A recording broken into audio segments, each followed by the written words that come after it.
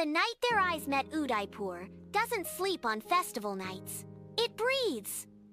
That evening, the city shimmered like it knew something special was about to happen. Lanterns floated gently across Lake Pichola, their reflections trembling on the water like whispered prayers. The city palace glowed gold, draped in music, color, and centuries of tradition.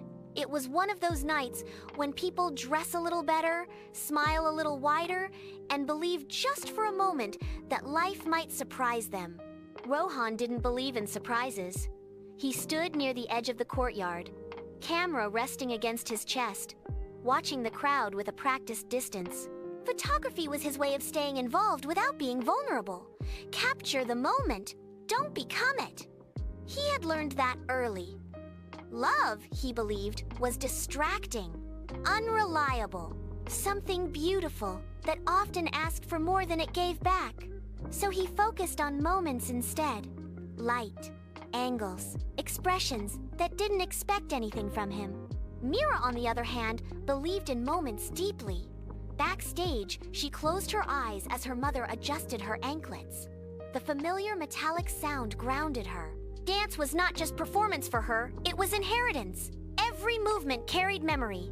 Every gesture held meaning passed down through generations of women who had learned to speak through motion when words were not enough. Remember, her guru whispered gently, don't dance to impress.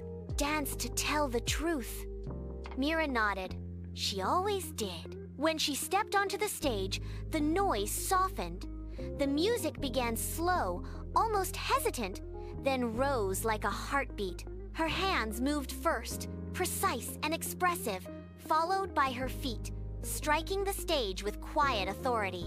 She wasn't just dancing, she was narrating longing, devotion, strength, and surrender, all without a single word. That's when Rohan lifted his camera. Through the lens, the world narrowed. The crowd disappeared. The palace faded. There was only her, not just the dancer, the woman inside the movement. He forgot to adjust the focus, forgot the technical rules he usually lived by. He simply watched, and something unfamiliar settled in his chest. Not excitement, not desire, recognition. When the performance ended, applause erupted. Meera bowed gracefully, heart steady, breath calm. She had done what she came to do. Rohan didn't move. Later that night, backstage corridors buzzed with congratulations and laughter. Dancers passed by in silk and smiles. Rohan was reviewing shots when he looked up, and there she was, Meera. Their eyes met. No dramatic pause, no rush of words. Just a quiet, suspended moment where neither felt the need to explain themselves. She smiled first, not flirtatious, just kind. He nodded, slightly unsure of why his pulse had changed. They didn't talk that night, and somehow that made it more powerful. Days passed, then weeks. They kept crossing paths, rehearsals, cultural events, shared dinners with artists and organizers. Slowly, familiarity replaced distance. Rohan learned that Meera believed love should feel safe, not chaotic. That she valued stillness over noise. That she prayed before performances, not for applause, but for honesty. Meera learned that Rohan spoke little but observed deeply. That he remembered small details others forgot. That his love language wasn't poetry, it was presence. But life rarely pauses for comfort. An email arrived for Meera first. She had been selected to represent India at an international cultural showcase. It was everything she had worked for, everything her teachers dreamed of for her. The same week, Rohan received his own news, a global assignment, career-defining, time-consuming, far away. Neither knew how to bring it up. On the night of Meera's final performance before leaving, lanterns floated again over the lake. The city looked the same, but everything felt different. After the show, away from the crowd, Rohan finally spoke. I don't know where life will take us, he said quietly, but I know what my heart has chosen. Meera didn't cry. She simply held his hand. If love is real, she said softly, distance will only test it, not destroy it. They didn't promise timelines. They didn't make dramatic vows. They chose trust.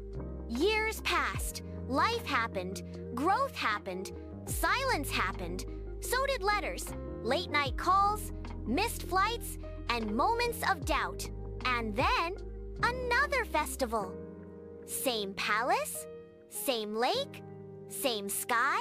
Rohan stood there again, camera in hand.